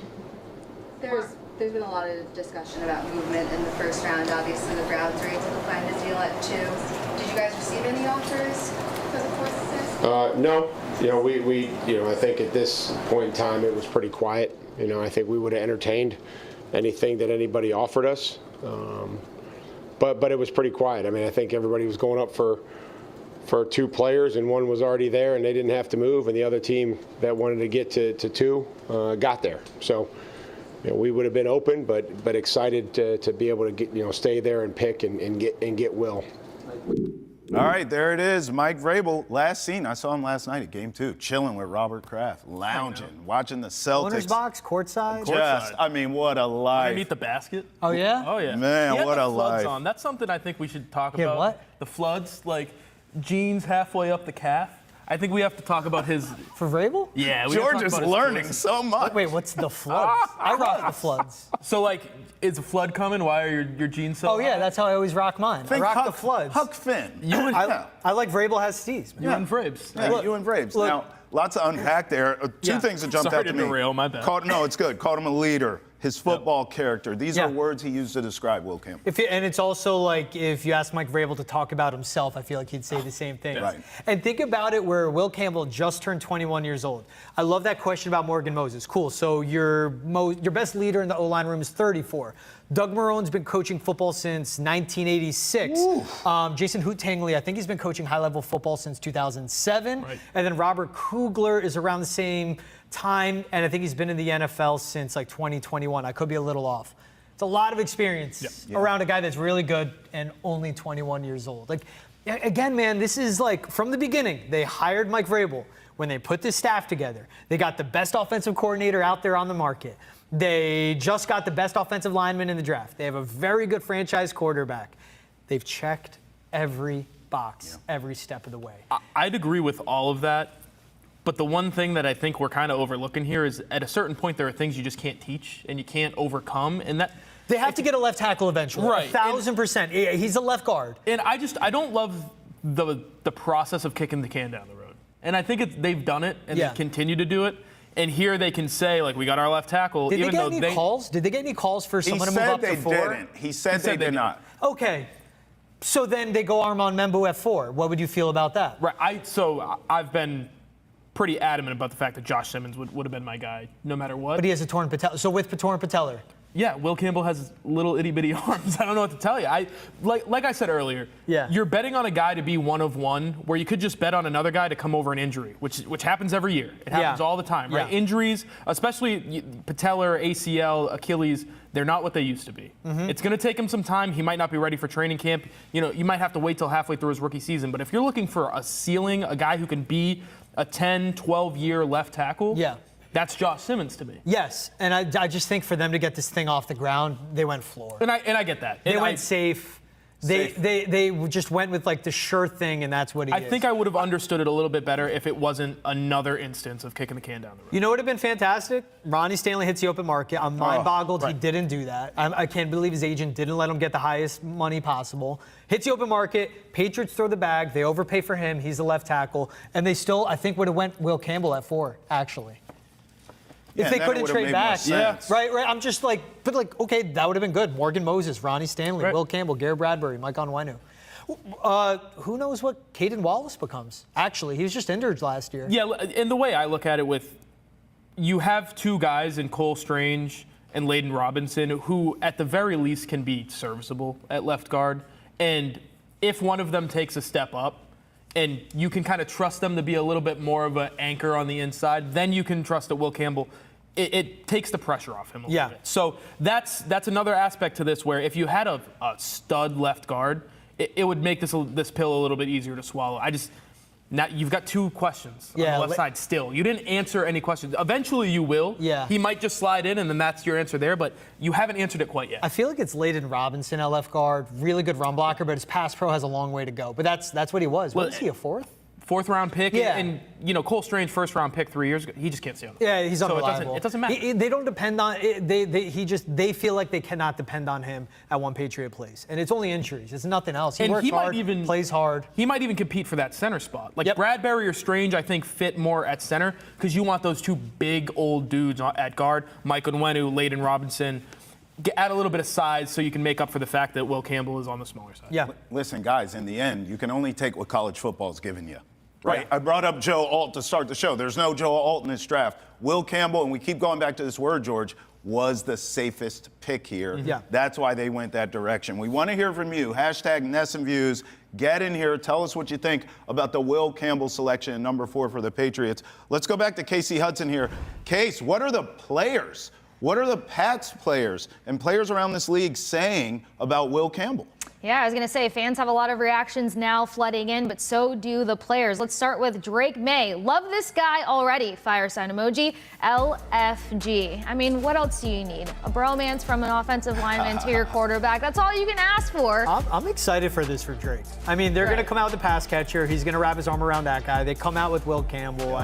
He just has to be fired up, man. I think he's the leader. He's the franchise quarterback, and they got another leader. They could have taken Travis, and Drake May would have been like, yeah. To be fair, yes. Team guy. This guy's old. He has no knees. All right, he's gentlemen. handsome. You're Next handsome. player, he keeps it simple. Kendrick Bourne. Will. 3 fire signs coming at you hot. Look, what else can one say? But I do also want to add this. Campbell did get a chance to video chat with media, and something that he used to describe his playing style was just straight up nasty. I love that. I love that kind of confidence. That's how he plays, and it's his mentality. I'll say it a million times, man. There are football players, there are dogs, there are mother effers, and there are mother effing dogs. Right. Will Campbell is a mother effing dog. You don't want to be on his bad side. He makes you hate football at the end of the day. He makes you never want to play again, and I mean that in the best way possible. Like demoralizes you. He beats the crap out of you all afternoon long, and then at the end he'll just stand over you and smile and be like, "It's football, bro. It's legal assault." Casey brought up a quote, and I think we're going to be talking about a lot of Will Campbell quotes. Not only the fact that he has the thickest Louisiana accent you've ever heard. Oh, I can't wait to hear it. He had one at the beginning of last year where he said, "If you give up 1 sack a game, you're going to be working at Amazon," which is a great quote. And I think he brings that mentality to every snap, like, my job's on the line. I'm not going to lose my job by losing this rep. So he's going to go after every rep like his job is on the line. So you have to love that mentality. He also said, "I'm going to fight and die to protect him." Yep. Him. Capital H is Drake, capital D May, capital M. That's And I'll why add Drake's this. so happy. Any man that'll cry on camera should be terrifying in the trenches. That's my personal opinion. Kelvin Banks cried on. I would totally cry. Kelvin Banks broke down, and it was amazing. I had said it. We were off the air, and I said, "That's awesome. I love You know that why? guy." He was shocked he went number 9. Oh my gosh! Thank you, Case. We'll come back to you. Let's update the Hashtag board. NESN Views. We want to hear from you all. Colston Loveland 10 to the Bears. Interesting. Michael Williams to San Fran. I literally called that in the break. You did call that. We were both saying you don't know what San Fran does. Right. They were another wild card. They need offensive line help. They need receivers. Their whole defensive line they let walk out the door. They're hitting a hard reset. Yes. Michael Williams again, floor. Mike Green, ceiling. Shamar Stewart, ceiling. Michael Williams, floor. Wow, Tyler Booker to the Cowboys. Tyler Booker to the Cowboys. I'm shocked. Oh, I'll be right back, guys. Give me 1 second. I mean, honestly, he's got losing time. his Give me mind. 1 second. I was just about to say, all right, while the Cowboys are on the clock, I want to call it Matthew Golden. This is their guy. Texas guy, wide receiver. Lord have mercy. The fact that they went with a guard is Well, really unbelievable. We have Jerry Jones live. What's with up, this, boys? How we doing? Head-scratching pick here. I see you got my guy Will Campbell. Congrats, he's a good boy from the South. Hey, shout out New Haven, Connecticut, a local boy. Yeah, Tyler Booker's story going back to normal is, I think, going back to incredible. normal. Dude, he started training like at the 9 years old. His dad was just like, "You're gonna start training for football." Yeah. He loved it. Went to multiple camps, rose up the ranks altogether. I have it right here, and then. At 11, he went to an Alabama football camp hosted by Nick Saban and was like, cool, that's the goal. And then after that, Went to Bergen Catholic High School in New Jersey, and obviously I'm going to stand on my Jersey pedestal. If you are a starter at Bergen Catholic, you're doing a great thing. And he started both sides of the ball, then said, F it, I'm going to IMG Academy, went to Alabama. Yeah. Like, this is a dude that is just all in on football since he was 9. If you look over Travis's shoulder, Tyler Booker, 6'5", 325 pounds, a behemoth of a That's man. a large man. He is, and in person, you know, these scouts, they'll be at games and they'll get up close during pre-games, a video. He towers over the biggest people on the field at all times. He wears every bit of that 325. And if you're the Dallas Cowboys and you want a big boy to protect your franchise and Dak Prescott, I don't hate it. I'm going to be honest here. We talked a lot of offensive linemen to the point where it annoyed me. Yeah. I didn't hear y'all talk about Tyler Booker. Well, he's a guard. Is it just because he's a guard and we didn't go into it? This is we've turned every tackle into a guard. All right. Because I'm like, bro, we didn't talk about no damn Tyler Booker. I think every tackle we've talked about, except for Josh Simmons, we've been like, well, he might end up being a guard. Right. Tyler Booker, from the day he was born, was guard. A guard. Right. Well, because you know what's interesting with him? He's 6'4", 320, 34.5-inch arms, 83.5-inch wingspan. Yeah. But his athleticism is just like it gets the job done. Okay. You can't win on an island if you're at either tackle spot. All right. I'm watching on the TV. He's got the chain looking right. Oh, he's ready. Unbelievable. Shout out Green Bay for hosting. Let's hear from Will Campbell, the new Patriots offensive tackle. Let's hear from him right now.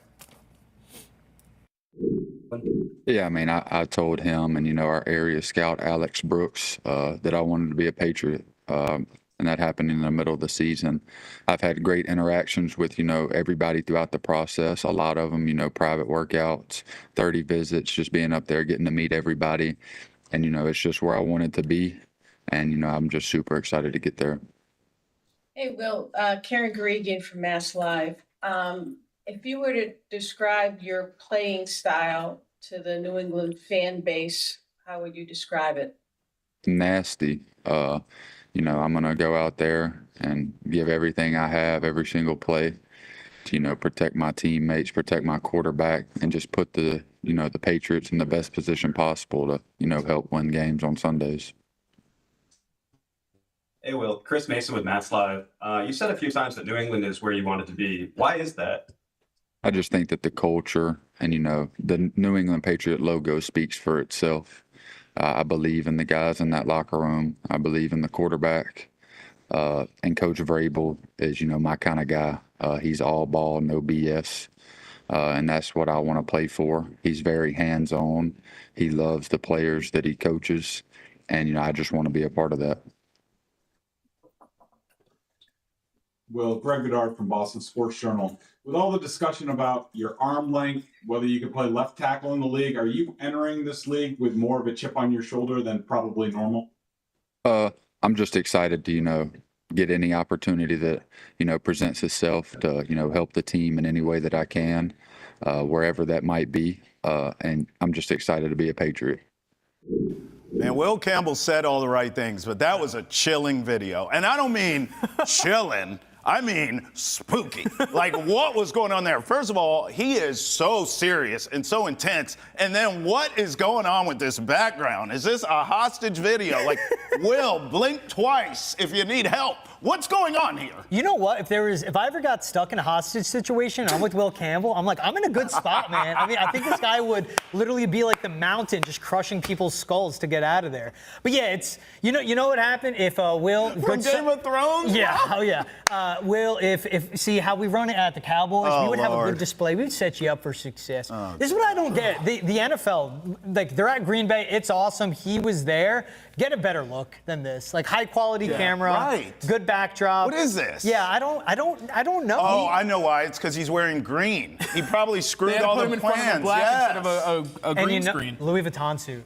Good for him. I actually like that. Oh, yeah, that's a good point. Roger Goodell, I don't mind that I'm ruining your plans. He fits in with the Celtics I noticed culture. out of that was a permanent lean forward in his chair guy. Yeah. Like, when you're playing video games and you're like, man, I'm down 3. I got to lock in. Bro. Will Campbell at all times is down 3. That was a 90-second clip, and I got intensity in that. No, I don't think he blinked once. He did not. That's what I'm saying. I'm a little concerned. I'm going to be down at Gillette tomorrow. They're going to do the introduction. Yeah. I wrote an analysis piece, just kind of what I thought. I've said to you guys, don't love it. Don't really love the pick. I would have went somewhere else. little nervous about being in his presence. I hope he doesn't read much. How dare you, mere mortal, ask me a question. Listen, he has about 8 inches on me, 100 pounds. Yeah. He heard what you said about his small arms, too. He don't like that. I did that. He don't like that. I did that. No, he ain't like that. If I could formally apologize, this may be a mistake. That's not going to work. Probably. You're going to be in the next video, and it's not going to be good for you. I'm going to be the hostage in the hostage situation. Travis, help! I can't, Keegan. Thank you for coming on, though, bro. Hey, Sean McGuire's at Foxboro, so we're going to him when we come back. Foxboro Rush on the clock. We are not finished, baby. We got plenty more on the Patriots draft. And by the way, they may not be done in this first round. Foxboro Rush on the clock. Roll with us. We'll be back.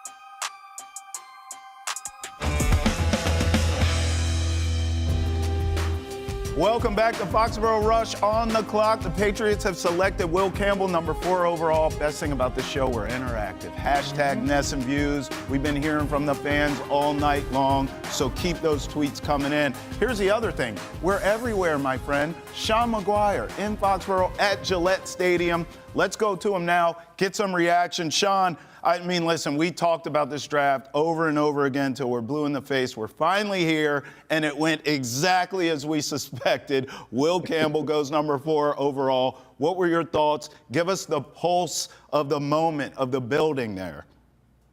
I wasn't very surprised. I mean, I think we kind of saw this coming for weeks, if not months, at this point, certainly over the last few weeks.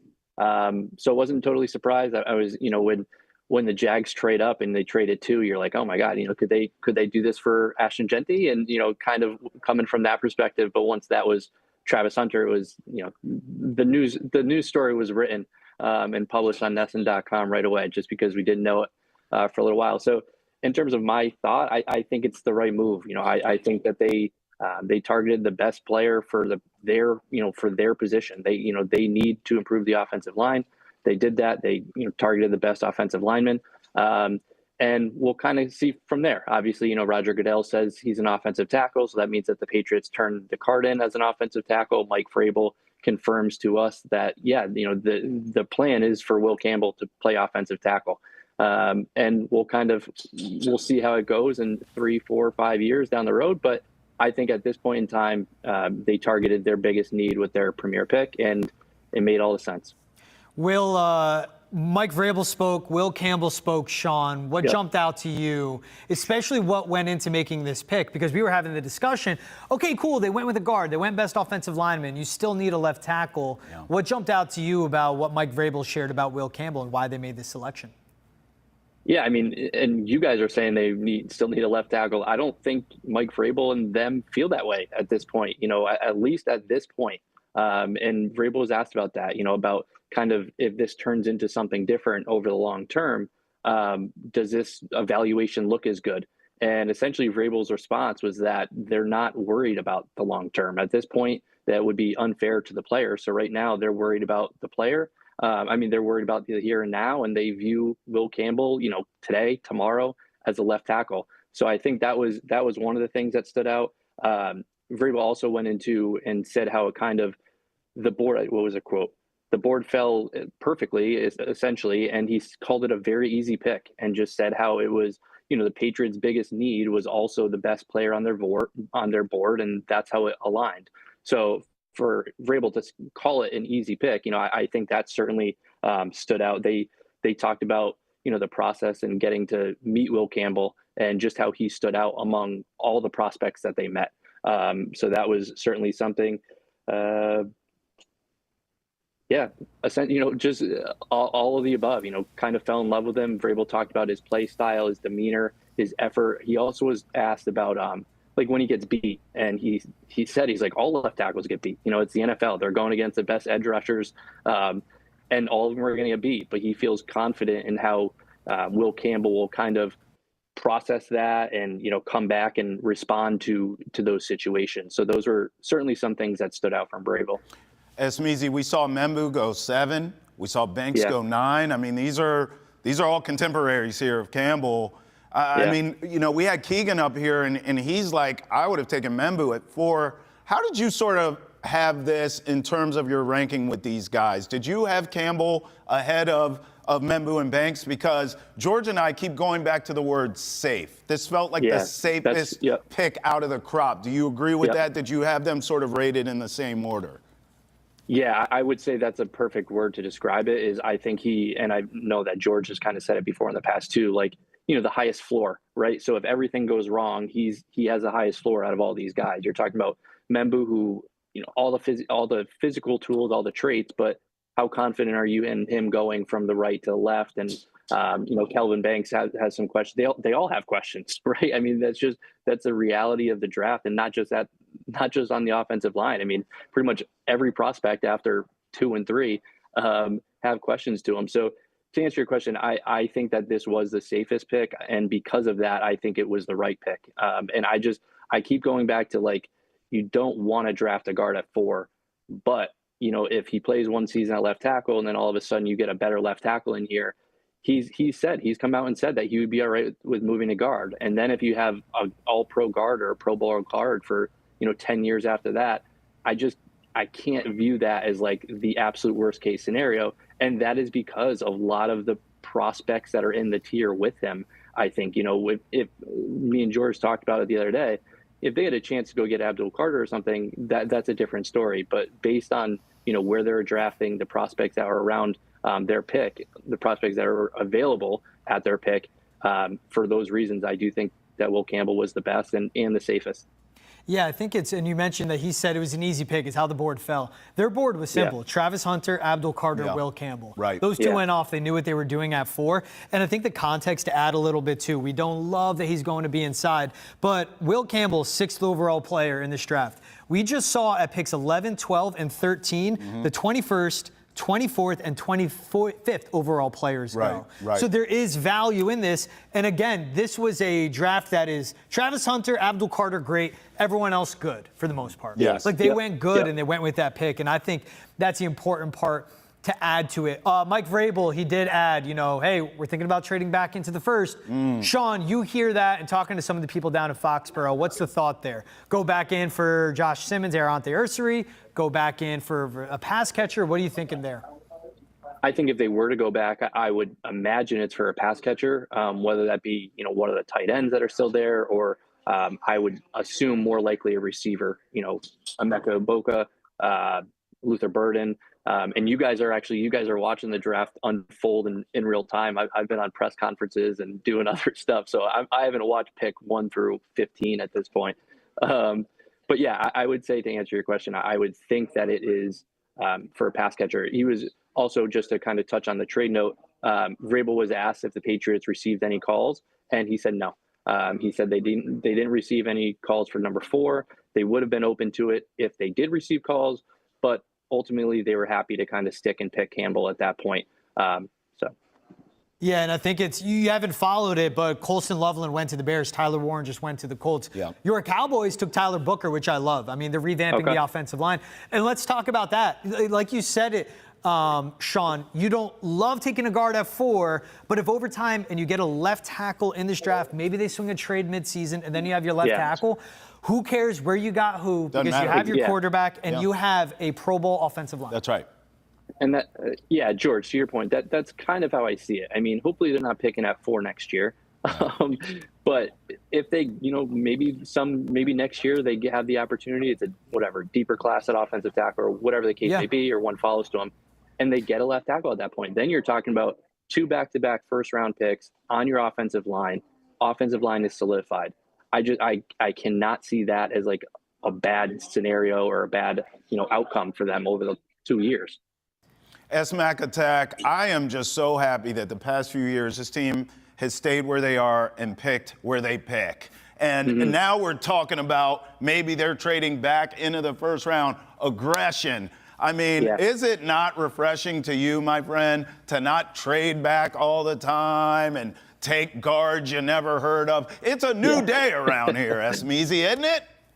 Yeah, no, that's a great point. I mean, last year they picked the player that they should have picked, right? And now they have a franchise quarterback. This year, I think they picked the player they should have picked, and hopefully you get a franchise left tackle out of it. I think that'd be so important for them, and then they keep moving forward. I mean, think about it. Ozzie Trapillo, that could be a late. That's right. Arante Ursary, if they stay, if he falls to them. Charles Grant, coming out of a small school, but that's a guy that's built like a tackle. He'd take time to develop, and that's how it can be overall. All right, we talked about the board. We know where the Patriots are looking, Sean. I know it's a party going down at Foxboro. What was the vibe like from Mike Vrabel? He kind of seemed locked in. He kind of seemed like, hey, we got more work to do. I'm not going to be out here long. But I bet he's elated that he knows he got someone that's like not just high character, but like character through the absolute roof. Yes. Yeah, completely agree. I mean, he was down here. He was down at his press conference. I would say, 90 seconds within 2 minutes of the pick being made. I mean, it was a quick turnaround. So he must have ran right down here. And but that also probably tells you that they knew this was going to happen ahead of time, right? But no, I think to his vibe and his demeanor, I think that he is very happy in the culture builder that they have, and the offensive linemen that they have. And again, he feels, and he said this before the draft, and he both publicly and privately. I mean, he talked about it with reporters, and there was a lot of reports coming out about it too, that they view Will Campbell as a left tackle, and everything he said today pretty much just doubles and triples down on that. Again, for him to call it an easy pick. And, there might be some sort of gamesmanship going on, right? I mean, but for him to say that pretty much, so matter-of-factly, I think just tells you a lot about how they feel about Will Campbell. Sean McGuire live in Foxboro. Hey, sit tight, man. This draft, life comes at you fast. We don't know if we need to come right back to you because they made a trade. We appreciate you, though, man. Thank you for joining us here at Foxboro Rush on the Clock. George, I mean, look, let's just talk about that for a minute. If they do come back in, we've talked about tackles potentially who they could take in the first round if they are to trade back into it. Yeah. But I would like to talk about wide receivers in terms of who's still on the board, who's still available. Okay. If they go that direction. Yeah. You brought up Higgins. Is there anyone else you could see them making that decision? I mean, it maybe is Emeka Egbuka if he falls to them, and it's the other guy, Jalen Knoll. But it's all Jaden Higgins, and because this is a good receiver draft where you could get someone in the 3rd and even the 4th. But if you're trading back in, you need that guy that's going to make an impact on your offense right away. What you get with Jaden Higgins, 6'4", 210, 4-year player. Again, I said a 0-star that's now, we're talking about the Pats taking him in the 1st round. That's a lot of hard work. Really quick footwork for being such a big body. Height, weight, speed, NFL evaluators absolutely love. Can play inside or outside. And you know when Josh McDaniels watches him, when Thomas Warren watches him, the new tight ends coach and passing game coordinator, they absolutely love him. I mean, he could be the next Nico Collins. He could be the next Devontae Parker. Yeah. Those are both pro wide receivers. You would take either one. Look, I don't love his frame, but he has a natural gift. Really good hands, good route runner, quick feet, good in short space, understands leverage, route running, everything. And we got another pick in. Jalen Walker to the Falcons. It makes sense. So he fell. Jalen Walker. Still on the board at 15? Fifth overall prospect. Falcons go with him at 15. Their pass rush was absolutely terrible. Yeah. Don't forget, there was the Jalen Walker could go forward to the Pats. Right. It was a lie to me, and I think he's a tweener. But what this guy is, especially with Raheem Morris, defensive-minded head coach, with how bad the pass rush has been, but they put a lot of draft assets into that. He's an edge rusher, but he's undersized. Just 6'1", has long arms. Freak twitchy athlete, really high IQ. His dad's a defensive coordinator at the college level, so coach's son, you always want that. This is good because you could just use him like how Micah Parsons was his first year or two. Sure. Let's put you up all over and go make plays. Move him around. His closing speed is absolutely insane. Blows up run plays, also chasing down quarterbacks. I think he is best used on the edge. But this makes sense. They could have gone Mike Green, but you go Jalen Walker, you're going best available, and luckily for the Falcons, best available was an edge rusher. Foxboro Rush on the clock. We want to hear from you. Hashtag NESN Views. Get in here, party with us. Will Campbell, a Patriot. We'll hear from you and Casey Hudson next. Foxboro Rush on the clock. Keep it locked.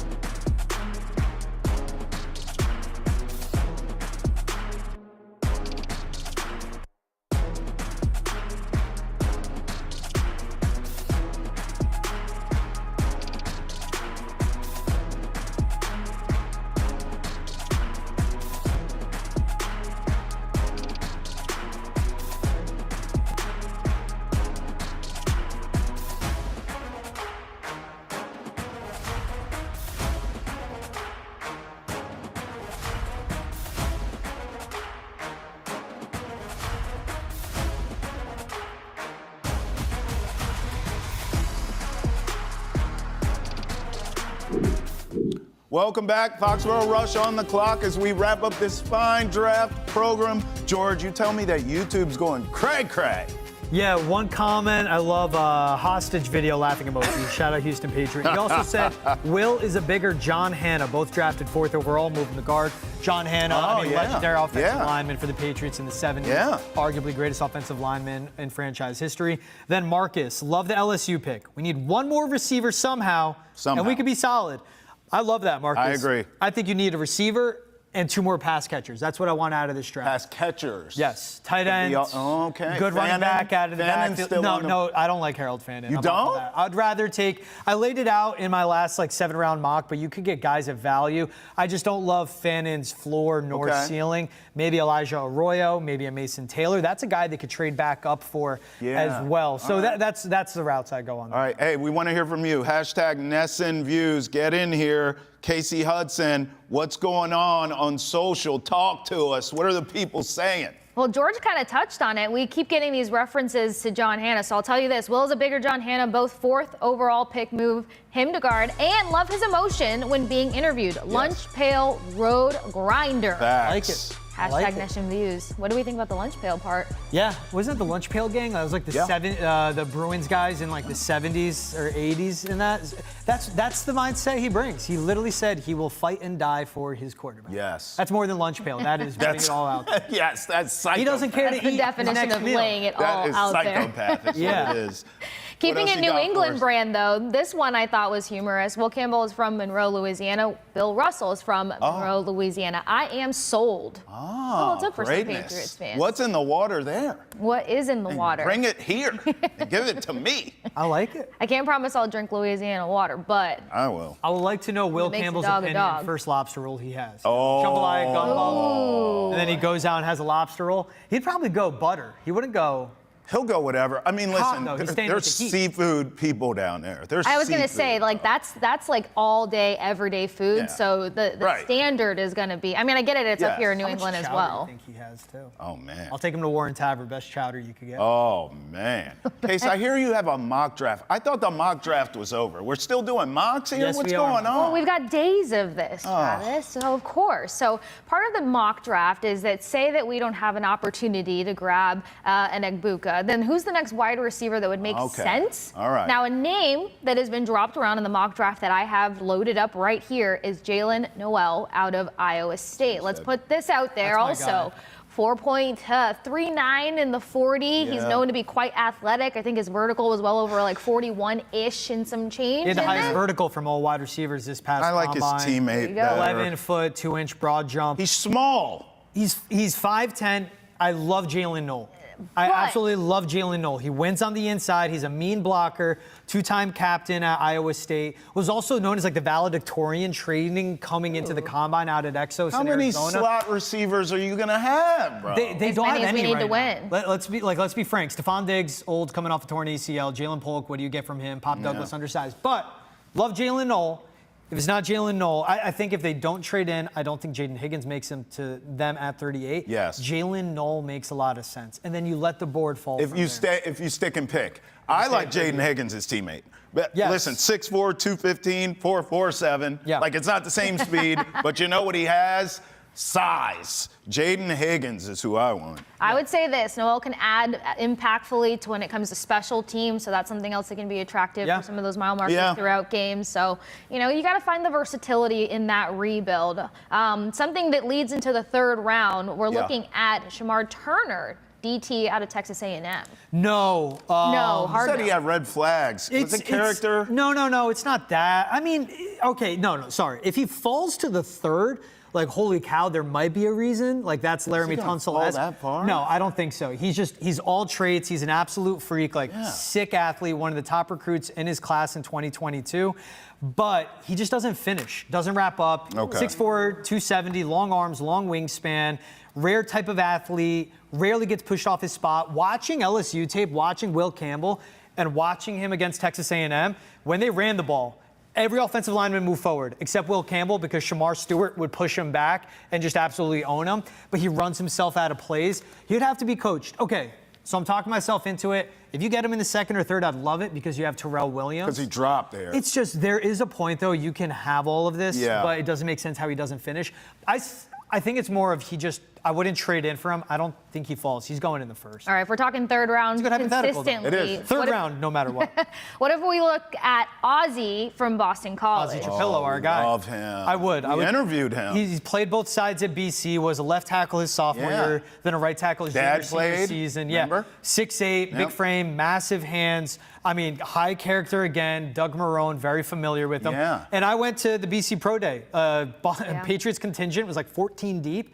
If Trapillo is there at 71 or 77, he's best available, I would take him because I also like him developing behind Morgan Moses, and then he's your right tackle moving forward. Donovan Ezeraku as well, Casey. Another guy. We don't know if he's going to drop to the Patriots for sure, but that's another guy in the mix as well from BC. Thank you, Casey. We appreciate you. We appreciate everyone who used that hashtag NESN Views as well. Best part about the show, man, talking to the people, the YouTube comments. Thank you for all the comments as well, especially those of you who agreed with me. I really appreciate that because I've had to listen to GM George. But to be fair, this has gone as you predicted, sir. I bow down. I am not worthy. You have predicted this night. My man. Really to the core, my friend. It's good rolling with you. One more look at the board. Colson Loveland to the Bears, Mykel Williams, Niners, Tyler Booker to the Cowboys, Kenneth Grant to the Dolphins. Shout out Michigan. 2 defensive linemen taken in the top 13. Tyler Warren to the Colts, Jalen Walker to the Falcons, Walter Nolan to the Cardinals, second best defensive tackle they just took. Bengals now on the clock. They could go O-line. They need to go defense. It could be Jihad Campbell. And then I think we will see after 20, that's when Patriots trading in opens up. Hey, roll with us on NESN on all platforms for tomorrow night, rounds 2 and 3. We got you covered. Foxboro Rush on the clock. Good night, Pats fans, and congratulations on Will Campbell. Unless the Patriots trade back in, we'll see you guys right here.